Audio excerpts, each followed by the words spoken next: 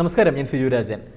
Employee satisfaction എന്ന് പറയുന്നത് ബിസിനസ്സിനെ സംബന്ധിച്ചിടത്തോളം വളരെ ഇമ്പോർട്ടൻ്റ് ആയിട്ടുള്ള ഒരു കാര്യമാണ്. പ്രത്യേകിച്ച് ഒരു ഉൽപ്പാദന യൂണിറ്റിനെ സംബന്ധിച്ചിടത്തോളം, ഒരു മാനുഫാക്ചറിങ് യൂണിറ്റ് ആണെന്നുണ്ടെങ്കിൽ ധാരാളം എംപ്ലോയീസ് ഉണ്ടാവും, ധാരാളം തൊഴിലാളികൾ ഉണ്ടാവും. അവരുടെ സാറ്റിസ്ഫാക്ഷൻ എന്ന് പറയുന്നത് വളരെ കോറായിട്ടുള്ളൊരു കാര്യമാണ്.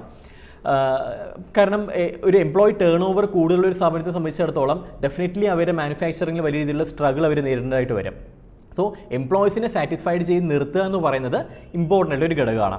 അത്തരത്തിൽ എംപ്ലോയി സാറ്റിസ്ഫാക്ഷന് കൂടുതൽ ഇമ്പോർട്ടൻസ് നൽകിയിട്ടുള്ള, എംപ്ലോയി സാറ്റിസ്ഫാക്ഷൻ സ്ട്രാറ്റജി തന്നെ ഇറക്കിയിട്ടുള്ള ഒരു ബ്രാൻഡാണ് ജോക്കി ബ്രാൻഡ്, ഇന്നർ വെയർ ബ്രാൻഡായിട്ടുള്ള ജോക്കി. സോ ജോക്കിയുടെ എംപ്ലോയി സാറ്റിസ്ഫാക്ഷൻ സ്ട്രാറ്റജി എന്താണ്, അതിനെക്കുറിച്ചാണ് നമ്മൾ സംസാരിക്കാനായിട്ട് പോകുന്നത്. അതിനു മുമ്പ് ജോക്കിയുടെ ഇന്ത്യയിലെ ഹിസ്റ്ററി എങ്ങനെയാണ്, അതിനെക്കുറിച്ച് നമുക്ക് നോക്കാം. എങ്ങനെയാണ് ജോക്കി ഇന്ത്യയിലേക്ക് കടന്നു വന്നത് നമുക്ക് നോക്കാം. 1991 കഥ നടക്കുന്നത്. നമുക്കറിയാം, അന്ന് ഇന്ത്യ വലിയ രീതിയിലുള്ള സാമ്പത്തിക പ്രതിസന്ധിയിലൂടെ കടന്നു പോകുന്ന ഒരു സമയമായിരുന്നു. നരസിംഹറാവു സർക്കാരിൻ്റെ കാലത്ത് മൻമോഹൻ സിംഗ് ആയിരുന്നു അന്ന് ഫൈനാൻസ് മിനിസ്റ്റർ. സോ ഒരു എക്കണോമിക് റിഫോം കൊണ്ടുവന്നിട്ടുള്ള ഒരു സമയമായിരുന്നു. അതിലൊന്നാണ് ലിബറലൈസേഷൻ, മറ്റുള്ള രാജ്യങ്ങളിലെ ബിസിനസ് ഇന്ത്യയിലേക്ക് സ്വാഗതം ചെയ്തുകൊണ്ടുള്ള ആ ഒരു ഓപ്പൺ എക്കോണമിയിലേക്ക് നമ്മൾ എൻ്റർ ചെയ്തത് 91 സോ അത്തരത്തിലുള്ളൊരു ലിബറലൈസേഷൻ, ഒരു ലിബറലൈസ്ഡ് മൂവ്മെൻറ്റ് വന്നതിന് ശേഷം ജോക്കി എന്ന് പറയുന്ന അമേരിക്കൻ കമ്പനി ഫിലിപ്പൈൻസ് കമ്പനി ആയിട്ടുള്ള ജിനോമലുമായിട്ട് പാർട്ട്ണറിംഗിൽ ഏർപ്പെടുന്നു. ഈ ജിനോമലിൻ്റെ ഒറിജിൻ ഇന്ത്യയാണ്. സോ അവർ ഇന്ത്യയിൽ ഒരു കമ്പനി സ്റ്റാർട്ട് ചെയ്യുന്നു, പേജ് ഇൻഡസ്ട്രീസ്. പേജ് ഇൻഡസ്ട്രീസ് എന്ന് പറയുന്ന കമ്പനി 1995 അവർ സ്റ്റാർട്ട് ചെയ്യുന്നു. അപ്പോൾ ഈ പേജ് ഇൻഡസ്ട്രീസിനാണ് ജോക്കിയുടെ പ്രോഡക്ട്സ് ഇന്ത്യയിൽ വിൽക്കാനായിട്ടുള്ള ലൈസൻസ് ഉണ്ടായിരുന്നത്. സോ ഇന്ത്യയിൽ അവർ ലോഞ്ച് ചെയ്യാനായിട്ട് തീരുമാനിച്ചു. ഓർക്കുക, 1995. സോ 95 ഇന്നർവേസ് എന്ന് പറയുന്നത് അത്രത്തോളം ഒരു അഡ്വർടൈസ്മെൻറ്റിന് ഒരു ഇടമുണ്ടായിരുന്ന ഒരു മേഖല ആയിരുന്നില്ല. ഈ ജോക്കി കമ്പനി അവരുടെ മാർക്കറ്റ് റിസർച്ചിലൂടെ അവർ കുറച്ച് കാര്യങ്ങൾ ഇന്ത്യയിൽ ഐഡൻറ്റിഫൈ ചെയ്യുകയുണ്ടായി. അതിലൊന്ന് ഞാൻ മുമ്പ് പറഞ്ഞതുപോലെ, ഇന്നർ വെയർ എന്ന് പറയുന്നത് ഒരു മാർക്കറ്റിൽ സിഗ്നിഫിക്കൻറ്റ് പ്രോഡക്റ്റ് ആയിട്ട്, ഇമ്പോർട്ടൻ്റ് ആയിട്ട് ഒരു പ്രോഡക്റ്റ് ആയിട്ട് ആരും ഐഡൻറ്റിഫൈ ചെയ്തിരുന്നില്ല. കച്ചവടക്കാരും ഐഡൻറ്റിഫൈ ചെയ്തിരുന്നില്ല. ഒന്ന്. രണ്ടാമത്തേത്, ഇന്നർവെയർസ് എന്ന് പറയുന്നത് ഒരു ഓക്വേർഡ് ആയിട്ടുള്ള, കടയിൽ പോയിട്ട് ഒരു ഇന്നർവെയർ വാങ്ങുക എന്ന് പറയുന്നത് ഇന്നും പലർക്കും ഒരു ബുദ്ധിമുട്ടുള്ളൊരു കാര്യമാണ്, അല്ലേ?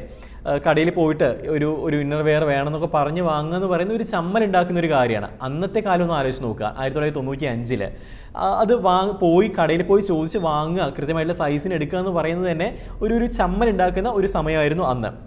ആൻഡ് മൂന്നാമത്തേത്, ഈ ഇന്നർവെയർ ബ്രാൻഡുകൾ ഒരിക്കലും അവർ കൺവീനിയൻസിനോ അല്ലെങ്കിൽ ഫാഷനോ ഒന്നും ഇമ്പോർട്ടൻസ് കൊടുത്തിരുന്നില്ല. ഔട്ടർ വെയർസിന് അവർ കൊടുത്തിരുന്നു, കൺവീനിയൻസും പുതിയ ട്രെൻഡ്സിലുള്ള ഔട്ടർ വെയർസ് ഇറക്കുക എന്നുള്ള കാര്യത്തിലെല്ലാം. പക്ഷേ ഒരിക്കലും ഇന്നർ വെയറിന് അവർ കൺവീനിയൻസ് ആണെങ്കിലും ഫാഷൻ ആണെന്നുണ്ടെങ്കിലും അതൊന്നും ഇമ്പോർട്ടൻസ് കൊടുത്തില്ല. സോ കൃത്യമായിട്ടുള്ള സൈസിനുള്ള ഇന്നർ വെയർസ് കിട്ടുന്നില്ല. ഇടുന്ന സമയത്ത് ആ ഒരു കംഫർട്ട്നെസ് സ്ത്രീകൾക്ക് പ്രത്യേകിച്ച് കിട്ടാത്തൊരവസ്ഥ. സോ അതൊക്കെ അന്നത്തെ കാലത്ത് ഉണ്ടായിരുന്നൊരു രീതിയായിരുന്നു. സോ ഇത് ജോക്കിയെ സംബന്ധിച്ചിടത്തോളം ഒരു മാർക്കറ്റ് ഐഡൻറ്റിഫിക്കേഷൻ ആയിരുന്നു. അതായത് അവർക്ക് കൃത്യമായിട്ടുള്ളൊരു മാർക്കറ്റ് ഐഡൻറ്റിഫൈ ചെയ്യാനായിട്ട് കഴിഞ്ഞു. ഒരു വലിയ രീതിയിൽ പ്ലേ ചെയ്യാനായിട്ടുള്ള ഒരു മാർക്കറ്റ് അവർക്ക് കിട്ടി.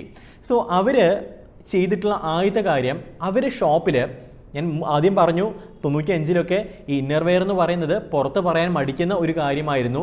അവർ ഈ ഇന്നർവെയർ ധരിച്ചുകൊണ്ടുള്ള മോഡൽസിൻ്റെ ഫോട്ടോസ് വലിയ രീതിയിൽ ഷോപ്പിൽ ഡിസ്പ്ലേ ചെയ്യാനായിട്ട് തുടങ്ങി. ഇന്ന് പലപ്പോഴും നമ്മൾ ജോക്കി ഷോപ്പിൽ കയറി കഴിഞ്ഞാൽ, അല്ലെങ്കിൽ അവിടെ ഫ്രണ്ടിൽ പോകുന്ന സമയത്ത് ഗ്ലാസ് ഡിസ്പ്ലേ നമ്മൾ കാണുന്ന രീതിയിലുള്ള ഫോട്ടോസ്, ഇന്നർവെയർ ധരിച്ചിട്ടുള്ള സ്ത്രീകളുടെയും പുരുഷന്മാരുടെയും ഫോട്ടോസ്, വലിയ ഫോട്ടോസ് അവർ ഡിസ്പ്ലേക്ക് വെക്കാനായിട്ട് തുടങ്ങി. അതായത് ആൾക്കാർക്ക് അന്ന് വരെ ഉണ്ടായിരുന്ന ആ ഒരു ഇന്നർവെയർസിനെ കുറിച്ചുള്ള ആ ഒരു ചിന്തയെ തന്നെ ഉടച്ചു വാർക്കുന്നതായിരുന്നു അവർ ആ ഒരു സ്ട്രാറ്റജി എന്ന് പറയുന്നത്. എന്നാൽ അതിനോടൊപ്പം തന്നെ അന്നത്തെ കാലത്ത് അമേരിക്കൻ പ്രോഡക്ട്സിനോട് കൂടുതൽ കമ്പമുണ്ടായിരുന്ന ഒരു സമയമായിരുന്നു ആൾക്കാർക്ക്. സോ ഇവർ ചെയ്തത് അമേരിക്കൻ മോഡൽസിനെ വെച്ചുകൊണ്ട് അവരുടെ പോസ്റ്റേഴ്സും മറ്റു കാര്യങ്ങൾ ചെയ്യാനായിട്ട് തുടങ്ങി. മോഡൽസായിട്ട് അമേരിക്കൻസിനെ യൂസ് ചെയ്യാനായിട്ട് തുടങ്ങി. സോ അങ്ങനെയാണ് ജോക്കി കമ്പനി ഇന്ത്യയിൽ സ്ഥാനം ഉറപ്പിക്കുന്നത്. ഇനി ഇവരുടെ മാനുഫാക്ചറിങ്, നമുക്കറിയാം ഇത്തരത്തിലുള്ള ഒരു ടെക്സ്റ്റൈൽ ബിസിനസ് ആവുന്ന സമയത്ത് കൂടുതൽ മിഷനറിക്ക് പ്രവർത്തിക്കാനായിട്ട് കഴിയത്തില്ല. കൂടുതൽ എംപ്ലോയീസ് വേണ്ടതായിട്ട് വരും, തൊഴിലാളികൾ വേണ്ടതായിട്ട് വരും, വർക്കേഴ്സ് വേണ്ടതായിട്ട് വരും. സോ അതുകൊണ്ട് തന്നെ ഇവരുടെ എംപ്ലോയി സാറ്റിസ്ഫാക്ഷൻ സ്ട്രാറ്റജി വളരെ പ്രത്യേകത ഉള്ളതായിരുന്നു.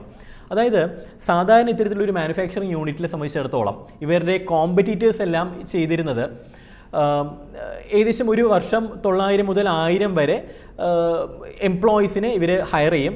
അവർക്ക് 30 ദിവസത്തെ ട്രെയിനിങ് കൊടുക്കും. 30 ദിവസത്തെ ട്രെയിനിങ് കൊടുത്തതിന് ശേഷം ഇവരെ സ്കിൽഡ് വർക്കേഴ്സ് ആക്കിയതിന് ശേഷം, അതിൻ്റെ നോളജ് കൊടുത്തതിന് ശേഷം ഇവരെ ജോലിയിലേക്ക് എൻ്റർ ചെയ്യിപ്പിക്കും. ഇനി ഇൻ കേസ് ഒരു തൊഴിലാളി സംഘടന സമരത്തിൽ ഏർപ്പെട്ടു, സമരത്തിൽ ഏർപ്പെട്ട് കഴിഞ്ഞാൽ അത്രയും തൊഴിലാളികൾ സമരത്തിലേക്ക് ഇറങ്ങുകയാണ്, അവിടെ പ്രൊഡക്ഷൻ നടക്കുന്നില്ല. സോ ഈ വീണ്ടും ആൾക്കാരെ റിക്രൂട്ട് ചെയ്ത് 30 ദിവസം ട്രെയിനിങ്ങിലൂടെ കടത്തി വിട്ടിട്ട് വേണം അവരെ പ്ലേസ്മെൻറ്റ് കൊടുക്കാനായിട്ട്, അവർക്ക് ജോലി കൊടുക്കാനായിട്ട്, അല്ലെങ്കിൽ പ്രവർത്തനം വീണ്ടും ആരംഭിക്കാനായിട്ട്. സോ ഇത്രയും ദിവസത്തെ ഒരു ഗ്യാപ്പ് വരും. ഇതൊഴിവാക്കാനായിട്ട് എന്ത് ചെയ്യാൻ കഴിയും അവർ ചിന്തിച്ചു. അങ്ങനെ എംപ്ലോയീസിന് ഒരുപാട് ആനുകൂല്യങ്ങൾ കൊടുക്കാനായിട്ട് തുടങ്ങി.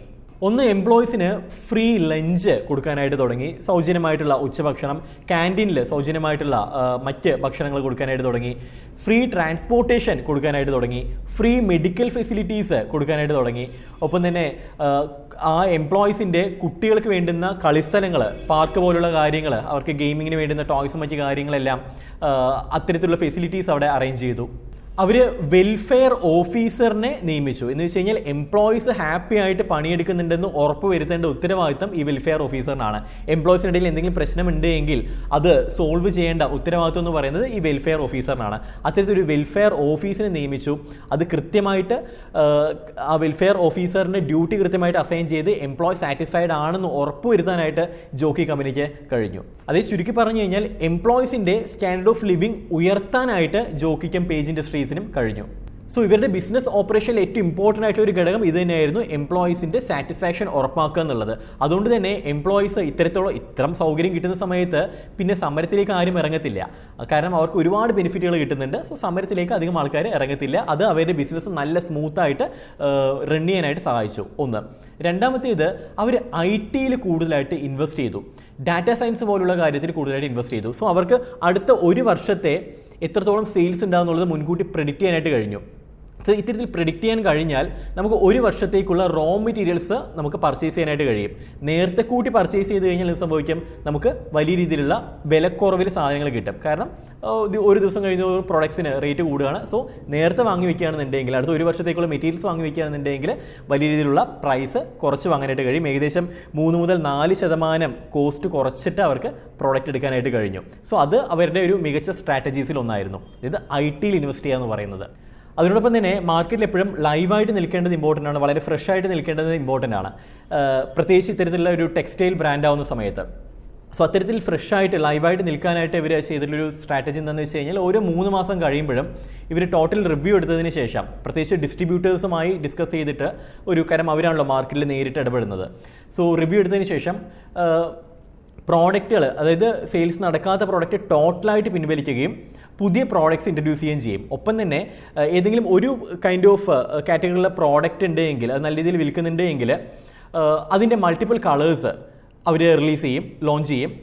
അത് കസ്റ്റമേഴ്സിനെ സംബന്ധിച്ചിടത്തോളം ഒരു ഫ്രഷ് ലുക്കായിരിക്കും.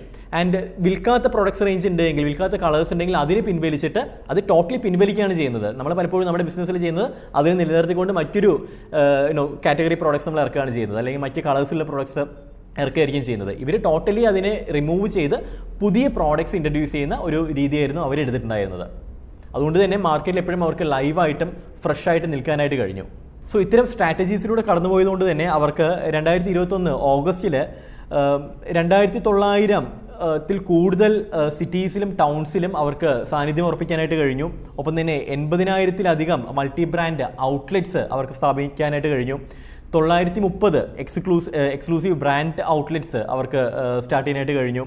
148 മില്യൺ യൂണിറ്റ് സെയിൽസ് അവർക്ക് കഴിഞ്ഞ ഫൈനാൻഷ്യൽ ഇയർ 2021 അവർക്ക് കരസ്ഥമാക്കാനായിട്ട് കഴിഞ്ഞു. And return on capital employed ഏകദേശം 47.76%. അതായത് 100 രൂപ നിങ്ങൾ ഇൻവെസ്റ്റ് ചെയ്ത് കഴിഞ്ഞാൽ നിങ്ങൾക്ക് 47 രൂപ അഡീഷണൽ ആയിട്ട് ലഭിക്കുന്ന അവസ്ഥയിലേക്ക് ഈ ജോക്കി എന്ന് പറയുന്ന ബ്രാൻഡിന് വളരാനായിട്ട് കഴിഞ്ഞു. സോ അണ്ടർ ഗാർമെൻറ്റ്സ് എന്ന് പറയുന്ന അധികം ആരും ഐഡൻറ്റിഫൈ ചെയ്യാത്ത, അധികം ആരും ഇമ്പോർട്ടൻസ് കൊടുക്കാത്ത, മാർക്കറ്റിൽ അധികം പ്ലേയേഴ്സ് ഇല്ലാത്ത ഒരു മാർക്കറ്റിലേക്ക് എൻ്റർ ചെയ്ത് അവിടെ ഒരു മാർക്കറ്റ് ലീഡർ ആവാൻ ജോക്കിക്ക് കഴിഞ്ഞു. അത് കഴിഞ്ഞത് ഇത്തരത്തിലുള്ള ഓരോ ഘട്ടത്തിലുള്ള കൃത്യമായിട്ടുള്ള പ്രവർത്തനം കാഴ്ചവെച്ചതുകൊണ്ടാണ്, കൃത്യമായിട്ടുള്ള സ്ട്രാറ്റജി അവർ മെനഞ്ഞതുകൊണ്ടാണ്. അപ്പോൾ എന്നും ഓർക്കുക, ബ്രാൻഡ് ബിൽഡിംഗ് എന്ന് പറയുന്നത് ഒരുപാട് കാലത്തെ എഫേർട്ടാണ്. ഒരുപാട് തന്ത്രങ്ങൾ മെനഞ്ഞ് അതിൽ വിജയിച്ച് പരാജയപ്പെട്ട് മുന്നോട്ട് പോയി എത്തേണ്ട ഒരു സ്ഥാനമാണ് ബ്രാൻഡ് എന്ന് പറയുന്നത്. അത് ഒറ്റ രാത്രി കൊണ്ട് ഉണ്ടാക്കാൻ കഴിയുന്ന ഒരു കാര്യമല്ല. ജോക്കിക്ക് കൃത്യമായിട്ടുള്ള ഒരു അടിസ്ഥാനം ഉണ്ടായിരുന്നു, കൃത്യമായിട്ടൊരു ഫൗണ്ടേഷൻ അവർ ഓൾറെഡി ബിൽഡ് ചെയ്തിട്ടുണ്ടായിരുന്നു. ആ ഫൗണ്ടേഷൻ എന്ന് പറയുന്നത് നമ്മുടെ ഇന്ത്യൻ മാർക്കറ്റിൽ അവർ ഐഡൻറ്റിഫൈ ചെയ്തിട്ടുള്ള പ്രശ്നം തന്നെയായിരുന്നു, ആ പ്രശ്നത്തിലുള്ള സൊല്യൂഷൻ ആയിരുന്നു. സോ ഇന്ന് നമ്മുടെ മാർക്കറ്റ് നേരിട്ടുകൊണ്ടിരിക്കുന്ന പ്രധാനപ്പെട്ട വിഷയം എന്താണ്, പ്രധാനപ്പെട്ട ഇഷ്യൂ എന്താണ്, ആ ഇഷ്യൂവിനെ അഡ്രസ്സ് ചെയ്യാൻ നിങ്ങൾക്കൊരു ഉൽപ്പന്നത്തിലൂടെ കഴിഞ്ഞാൽ ഡെഫിനറ്റ്ലി നിങ്ങൾക്കും ഒരു ബ്രാൻഡായിട്ട് മാറാനായിട്ട് കഴിയും. ബ്രാൻഡിസം പ്രൊവൈഡ് ചെയ്യുന്ന പ്രധാനപ്പെട്ട 3 സെഗ്മെൻറ്റ്സിലുള്ള സർവീസസ് ആണ്. ഒന്ന്, ബ്രാൻഡ് ബിൽഡിംഗ്. നിങ്ങൾക്ക് നിങ്ങളുടെ ഉൽപ്പന്നത്തെ ഒരു ബ്രാൻഡാക്കി മാറ്റണമെന്ന് ആഗ്രഹമുണ്ടെങ്കിൽ, നിങ്ങളുടെ മനസ്സിലൊരു ബിസിനസ് ഐഡിയ ഉണ്ട്, അതിനൊരു ബ്രാൻഡായിട്ട് നിങ്ങൾക്ക് മാറ്റണം എന്നുള്ളൊരു ആഗ്രഹമുണ്ടെങ്കിൽ ഡെഫിനറ്റ്ലി അതിന് വേണ്ടുന്ന അസിസ്റ്റൻസ് നമ്മൾ പ്രൊവൈഡ് ചെയ്യുന്നുണ്ടാവും. ആൻഡ് രണ്ടാമത്തേത് ട്രെയിനിങ് ആണ്, ഓർഗനൈസേഷൻ ഡെവലപ്മെൻറ്റ് ട്രെയിനിങ്. നിങ്ങളുടെ ബിസിനസ്സിനകത്ത് ഇഷ്യൂസ് നേരിടുകയാണെന്നുണ്ടെങ്കിൽ ഡെഫിനറ്റ്ലി അത് ട്രെയിനിങ്ങിലൂടെ, കൃത്യമായിട്ടുള്ള ട്രെയിനിങ്ങിലൂടെ നമുക്ക് സോൾവ് ചെയ്യാനായിട്ട് കഴിയും. സോ അത്തരത്തിലുള്ള ട്രെയിനിങ് ആക്ടിവിറ്റീസ്. ആൻഡ് മൂന്നാമത്തേത് രജിസ്ട്രേഷൻസ്, ലീഗലായിട്ടുള്ള എല്ലാ രീതിയിലുള്ള രജിസ്ട്രേഷൻസും. സോ കൂടുതൽ അറിയുന്നതിനായിട്ട് www.brandsum.com സന്ദർശിക്കുക. ആൻഡ് താഴെ കാണുന്ന കോൺടാക്ട് നമ്പറിലും കോൺടാക്ട് ചെയ്യുക. മറ്റൊരു വിഷയമായിട്ട് കാണാം. അതുവരെ Siju Rajan signing off. Good bye.